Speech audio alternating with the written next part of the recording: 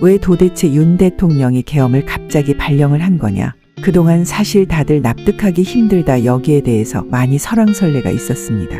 그런데 윤 대통령의 숨은 의도가 하나씩 드러나고 있습니다. SBS 뉴스 보도에 따르면 국회로 출동한 계엄군은 전부 다 해서 250명 정도였는데 이보다 훨씬 많은 숫자인 297명이 과천의 중앙선관위로 출동을 했고 100여 명이 관악구에 있는 서울선관위로 출동을 했고 약 50명이 수원에 있는 선관위 연수원으로 출동을 해서 거의 400~500명 가까이 계엄군이 서울중앙선관위, 서울선관위, 선관위, 연수원 이렇게 세 군데로 출동을 했다. 만일에 비상계엄의 목적이 정치권을 압박하기 위한 것이었다면 국회에 계엄군 1000명이 가야죠. 그런데 국회는 250명만 가고 수방사 군사경찰특임대, 707 군사경찰특임대가 국회에 250명이 배치됐다면 선관위에 배치된 인원들은 방첩사, 예전에 기무사 보안사였죠. 방첩사 요원들이 선관위에 파견됐다는 건데 이건 뭘 의미하냐면 뭔가 수사를 위한 것이다라는 것을 유추할 수 있는 거죠.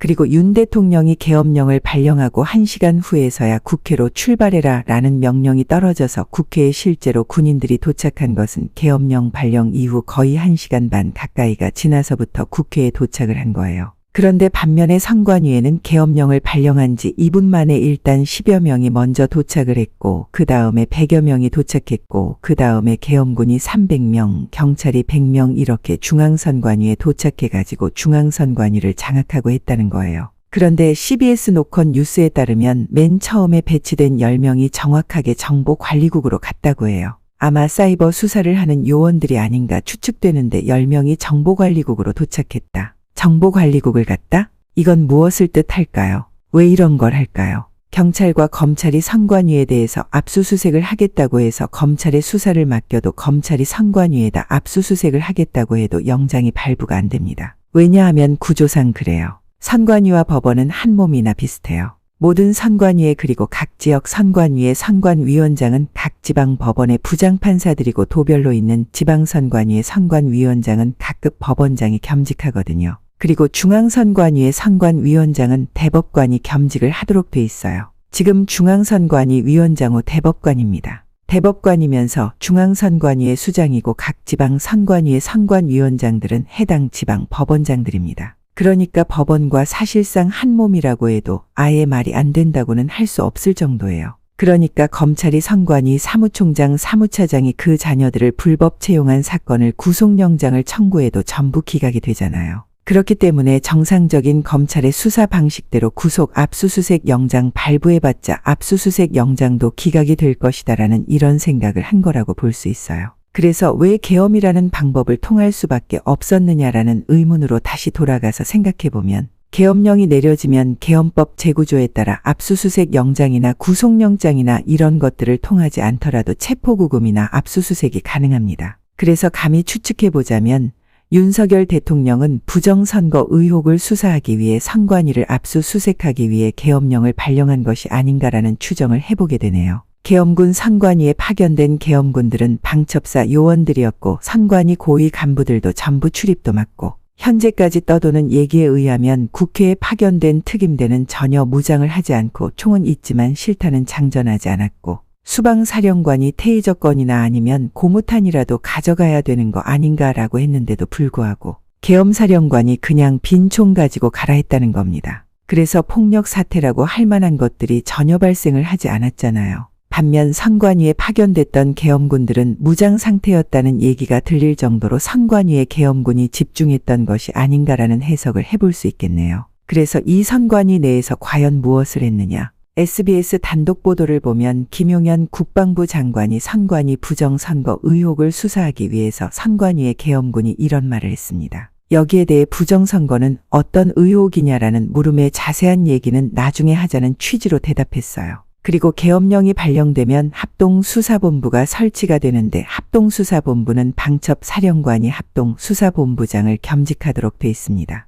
방첩사가 그만큼 계엄 시에는 중요한 역할을 하고 모든 수사를 할 수 있다는 건데 방첩사에 있는 수사 요원들이 선관위에 가서 압수수색을 했다라는 겁니다. 압수수색 결과로 뭘 가져왔는지는 정확하게 알려지지 않고 있지만 당시 선관위 영상에 비추어 보면 중앙선관위 과천청사, 서울 선관위, 수원에 있는 선관위, 연수원 세 군데에서 적지 않은 상당한 분량의 물건들이 계엄군에 의해서 압수수색되었다는 것을 짐작해 볼 수 있습니다. 압수물 중에 중앙선관위 서버가 포함이 돼 있다라는 것을 부승찬이 계엄사령관에게 국방위 현안질이라면서 물었습니다. 그래서 어떤 배경하에 이런 일이 벌어졌는지를 보자면 작년에 국정원에서 선관위 서버를 확인하고 점검하는 과정에서 선관위 서버를 포렌식을 했는데 서버의 5% 정도를 했는데도 불구하고 부정선거의 정황이 확인됐다는 겁니다. 작년에 부정선거라는 걸 확인해서 대통령실에 국정원이 보고를 했는데도 불구하고 국정원이 더 수사를 할 수 없었던 건 국정원의 대공수사권이 경찰로 넘어가서 없어졌기 때문에 더 이상 수사를 할 수가 없었던 거죠.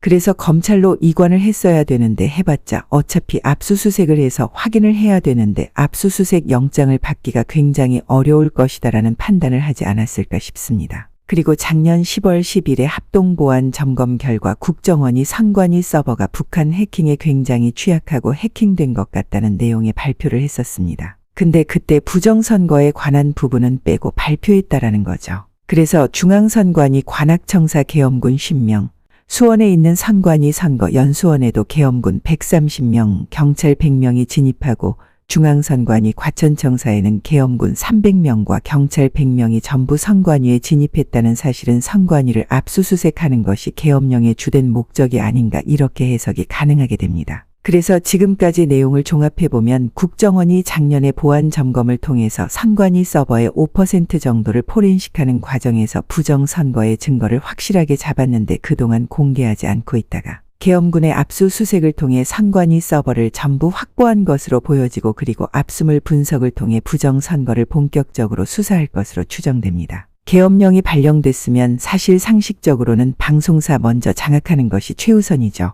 그리고 국회를 완전히 틀어막고 그렇게 양쪽으로 갔어야 되는데 국회에 파견됐던 군인보다 훨씬 많은 수가 선관위 세 군데에 파견이 됐고 그 외 나머지는 계엄군이 전혀 가질 않았어요. 선거 기간도 아닌데도 불구하고 왜 도대체 이런 일이 벌어졌는지에 대해서 궁금해하는 많은 기사가 나왔었지만 사실상 수사 때문인 게 아니었나 싶습니다. 국군 방첩사령관이 조지호 경찰청장에게 경찰 병력 지원을 요청한 것은 내용은 다 선관위 쪽이었다. 따라서 윤 대통령의 계엄 발령 담화문에 지금 국회는 범죄자 소굴이다라는 딕션에 많은 의미가 담겨져 있는 겁니다. 단순히 이재명이나 조국이나 재판받고 있는 범죄자들이 문제가 아니라 부정선거로 당선된 사람이 최소 몇 명이다 같은 어떤 확신을 가지고 그런 표현을 쓴 것이 아닌가라는 생각을 해봅니다. 그래서 선관위에 이렇게 많은 인원이 계엄군이 간 것은 뭔가를 압수수색하기 위한 필요에 의한 것이었고 압수수색의 내용은 2023년에 이미 확인이 된 국정원의 내용을 기반으로 해서 압수수색이 이루어진 거고 결국 부정선거 의혹에 대한 수사가 이번 계엄의 주된 이유였다라고 정리해 볼 수 있겠습니다. 계엄령 목적이 수사 결과에 따라 판도가 바뀔 수도 있고 윤석열 대통령이 무모하게 아무 이유 없이 계엄령을 발령하는 건 아니고 국회로 시선을 주목시키고 선관위를 터는 성동격서였다라고 볼 수 있는 상황인 것 같습니다. 정말 마음 졸이고 주위 사람 눈치 봐가면서 대통령을 지지하느라고 했던 분들 이제 더 이상 걱정하지 마세요. SNS에 오죽하면 대통령이 그랬겠냐.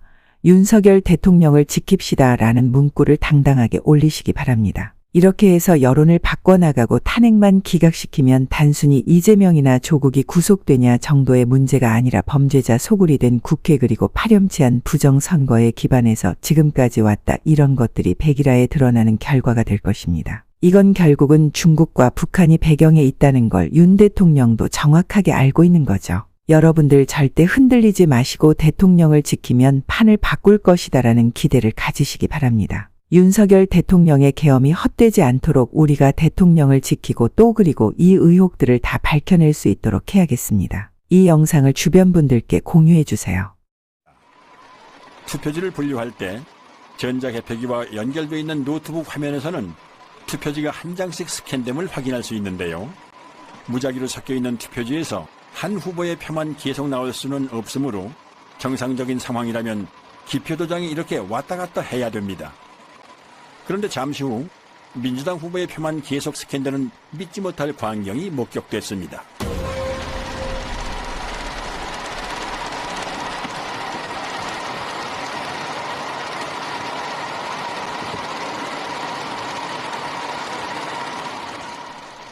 그리고 이런 장면은 부산에서도 참관인의 카메라에 잡힙니다.